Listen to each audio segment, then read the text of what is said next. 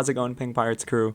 It's Adrian and we're back with another video. So as you can see, I'm not in my usual setup. Since the school semester is over, I don't really need to be in my apartment for school anymore, so I'm gonna be, at my family's house a lot more often, but I still wanted to make content for you guys.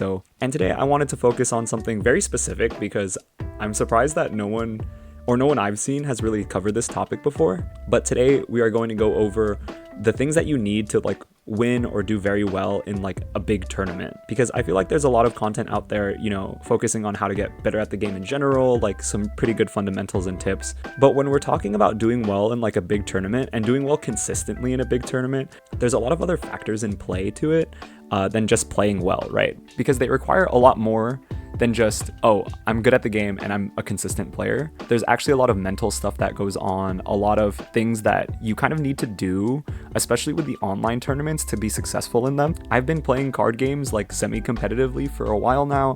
I used to play a ton of Pokemon and be very competitive, and I'm, I guess competitive in One Piece. But yeah, if that was any sort of credential, I've been in 2 online tournaments, I've topped one of them, so I have a little bit of an understanding of what sort of mentality you need to top at these events. Also on that topic, if you guys were interested, if anyone was interested in, grabbing the treasure cup prizing, go ahead and DM me. All of these are for sale, for a good offer. So I'm going to put my Twitter down below, and if anyone was interested, go ahead and DM me and we could probably work something out. So the number one most important thing is you cannot get tilted. And I know that seems very obvious, but I feel like a lot of the people playing in the tournaments, they don't get tilted in the way that they get mad, but getting tilted can kind of present itself in different ways, right? You have some reactions where you're just very angry, maybe you're angry at yourself or your opponent. You have where you're a little bit sad, and then also you have that kind of tilt that where you're pretending it's not bothering you, but in reality it's eating away inside of you. And that's really important to acknowledge, because the bigger events are very much different beasts in terms of tournaments. At locals, or at least at mine, they're usually 3 to 4 rounds. So winning 3 rounds of One Piece, beating 3 to 4 people, it's not too hard, and it's actually not too difficult. And in terms of mental power, the stakes aren't high. So when you lose, you kind of just brush it off. It might not bother you, and you might not think it bothers you in a bigger tournament, but it does, because the stakes are a lot higher. And I definitely felt this during my first tournament when I made the most stupid mistake. I was playing against a Doflamingo, and I was on 9 Dawn, and I actually left 9 Dawn standing instead of playing a card that I wanted to play. And what was funnier is that I still would have won that game. I didn't actually need to play anything that turn, but the fact that I made a mistake like that actually tilted me during the game, and it caused me to make decisions that I would not have made otherwise. And after that game, I was very much crushed mentally. I was feeling good about the tournament, and then that game just came about, and I was just at an all-time down low. But I still didn't let it tilt me. That's the most important thing. If you suffer a hard loss or you suffer a big mistake, it's best to kind of take it on the chin, fully acknowledge how it makes you feel. If you are angry at yourself, be angry. If you are upset at yourself, be upset. But as soon as the next round comes in, use that to kind of fuel you. And I very much used it to fuel me after, because I was so afraid of making that same mistake. I was so afraid of, being unattentive, that during my games, I was spending a lot more time, being more aware of my opponent's cards in hand, being more aware about the board, especially what's in my hand. Before I would, pass over the turn, I would just double, triple check my board, make sure everything I want is played. And that just caused me to play a lot better. And my friends could attest to that too. I was devastated when I lost that game. But the thing is I didn't, just brush it off and keep going. I allowed myself to feel those emotions, and then I used those emotions to kind of carry me on throughout the games. So yeah, that's my number one tip. Don't tilt, especially don't do that soft tilting where you're pretending the games don't affect you, or you're kind of brushing it off. It hurts to lose, and that's okay. If you are angry or you're sad about the game loss, be angry or sad about the game loss in between rounds, and then use that to focus up to the next ones. My next tip is a little bit more gameplay oriented, but whether you win or you lose, think about the match.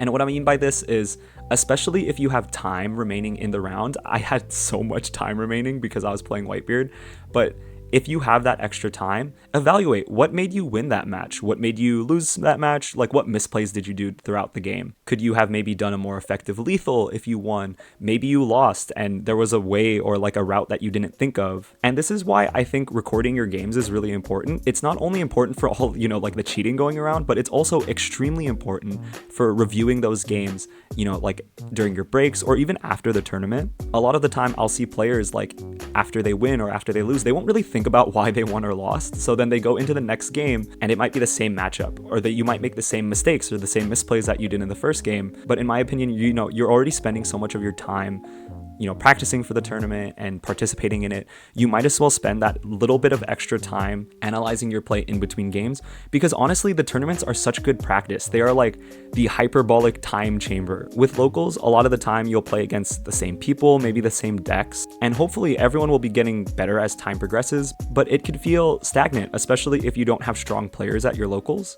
At these big tournaments, you are guaranteed to face at least a couple or a few very strong players, and it's good to use that to your advantage, not just for the tournament, but it's useful for you as a player overall. So my second tip is just after a game, go ahead and review it, especially if you have time remaining in the round, or if you don't have time to like review it, I would just be keeping in mind like, oh, this play won me the game, or like this was a key moment in the game that I can learn from and kind of just build my play off of. My third tip, it's a pretty obvious one, but keep yourself in like a good physical and mental state. And what I mean by this is, like, especially if you're in the online tournaments, go grab a snack in the middle of rounds, go grab water, stay hydrated. Hydration is like super important in these games, and a lot of people miss out on this. It's not like, we're playing basketball for like 8 hours or, a few hours, but there is a big physical side to these tournaments. Especially for the in-person events, it's a lot more difficult to, like eat food or drink water because they're in a certain venue, and different venues have like different rules. But in general, you really want to keep yourself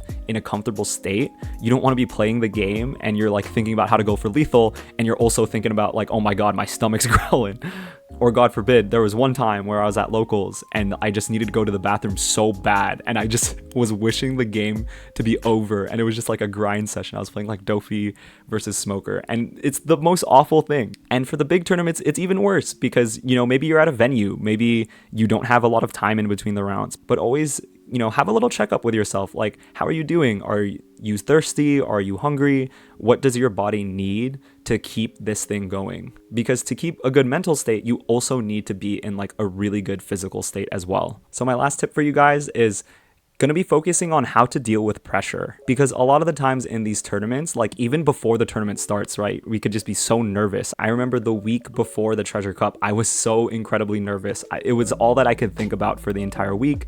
I was thinking about like, oh, if I do bad, is that a reflection on how good of a player I am? Are people going to think I'm bad at locals if I do bad? Or like, are my viewers going to think I'm bad because I'm spitting out all this content, but I have no like tops or nothing to show for it? And all of these things were kind of like festering before the tournament, but during the tournament I felt no pressure after like the first or second game. And I feel like this is super important because leading up to the tournament, our mindset can be the worst, especially if you're going to like a 500 man or like a 1,000 person regional. It seems so daunting until you step back from the fact of it, and it's like, I don't have to beat 1,000 people, I don't have to beat 500 people. What I have to beat is like 8 people, 9 people, 12 people. And if you take it one game at a time, that pressure, you'll see it starts to leave game after game. So my last tip is take it one game at a time. Do not think of it as, oh, I need to win 3 more games or I need to win 4 more games, right? Think of it as like, I just need to win 1 more game, and that's the next game. And think about that every single time. And that might sound kind of stupid, but it's a mentality shift that actually helps a lot. Because going up to the tournament, I'm like, man, to get a serial Luffy, I have to win 8 out of the 9 games I play. Like, what are the likelihoods of doing that? I was just like thinking about all the different stuff. Like, what if my matchups are bad? What if I brick in 1 game? But it's really important that during the tournament, you kind of put that on mute and it's 1 game at a time. Because if you think about it like that, you're going to be a lot more focused during your games. Just how can I win this game that I'm in right now? And then as time goes on, that time is going to fly by because 7 rounds went by so fast. If you're going to take away, anything from this video, it's take everything 1 game at a time. be focused on the one game that you need to win, which is the next one. But yeah, that's kind of my advice for how to do well in these tournaments, what it takes to do well in these big tournaments. And then again, just a little bit of a reminder, if anyone was interested in the Treasure Cup prizing, let me know. I'm selling all of these, keeping the Luffy, but selling all 3 of these. So just let me know in my Twitter down below. But yeah, is there anything I missed?